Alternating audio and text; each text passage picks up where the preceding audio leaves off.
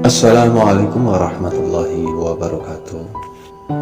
Semoga kita diberikan kekuatan dalam menjalani kehidupan di dunia dan selamat di akhirat. Amin Allahumma amin.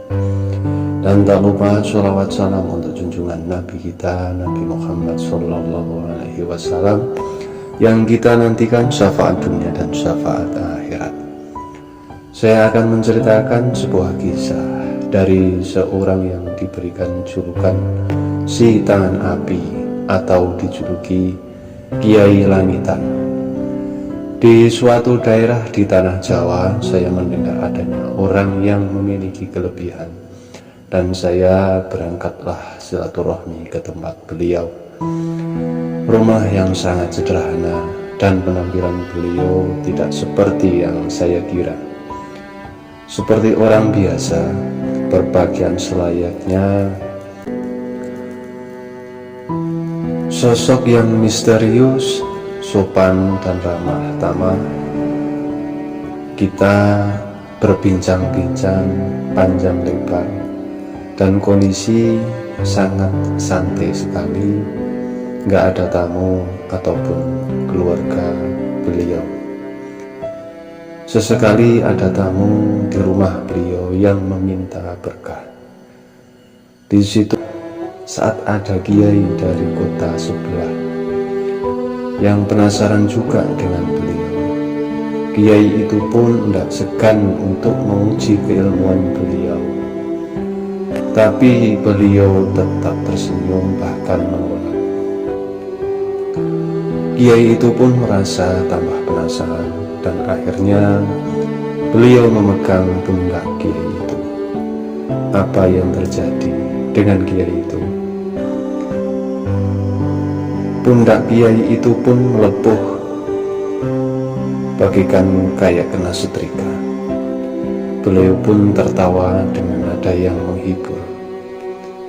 Lalu beliau menyentuh minyak di wajan. Minyak itu pun mendidih. Beliau bilang pada kiai itu, "Jika aku taruh daging ayam, itu akan matang." Kemudian beliau meminta linggis besi dengan ukuran yang sangat besar, dan sekali pegang, linggis itu pun langsung melengkung. Kiai itu pun terdiam dan terheran-heran. Linggis sebesar itu kok bisa melengkung dengan mudahnya? Padahal kiai itu bukan orang sembarangan. Disitulah kiai itu menjuluki si tangan api. Di saat itu pula ngobrol secara santai dilanjutkan lagi sambil ngopi-ngopi, berbincang-bincang santai. Tiba-tiba beliau berbicara tentang alam dan bencana. Semua mendengarkan pembicaraan beliau, dan semua terdiam dan mendengarkan. Tak lama beliau berbicara akan adanya bencana besar di Sulawesi, ketepatan di tahun 2018. Beliau berbicara akan banyak korban yang meninggal. Pas di hari ke-7 saya menyaksikan di televisi bencana besar di Petobo, Sulawesi. Alangkah terkejutnya saya yang beliau katakan benar-benar terjadi. Serasa belum percaya, tapi benar-benar terjadi. Bahkan kemarin-kemarin akan datangnya virus corona.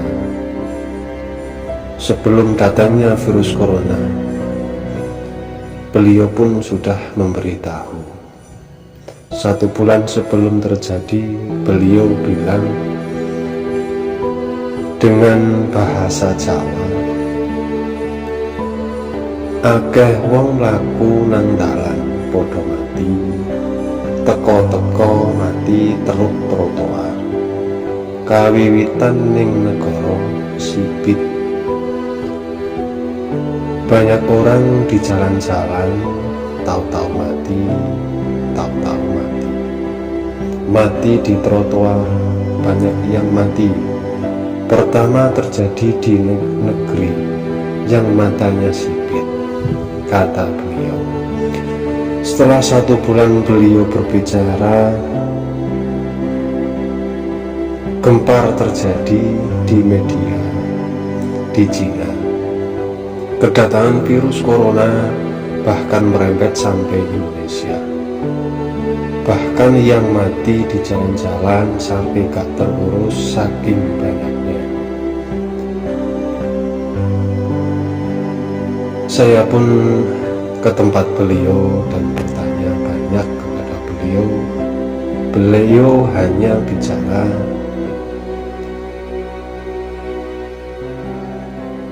beliau hanya berbicara singkat cerita kepada saya, dunya wis rapuh, dunya wis kopian maksiat, akeh kiai sing ora iso nyekeli bumi, akeh kiai mung sing diurusi bondo, ananging akeh lali marang sing kuwasa.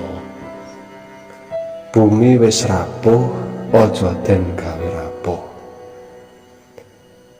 Inilah sedikit cerita dari beliau dan kelebihan beliau dengan julukan si tangan api. Semoga bermanfaat dan semoga saya bisa menceritakan kelebihan beliau di video selanjutnya. Wassalamualaikum warahmatullahi wabarakatuh.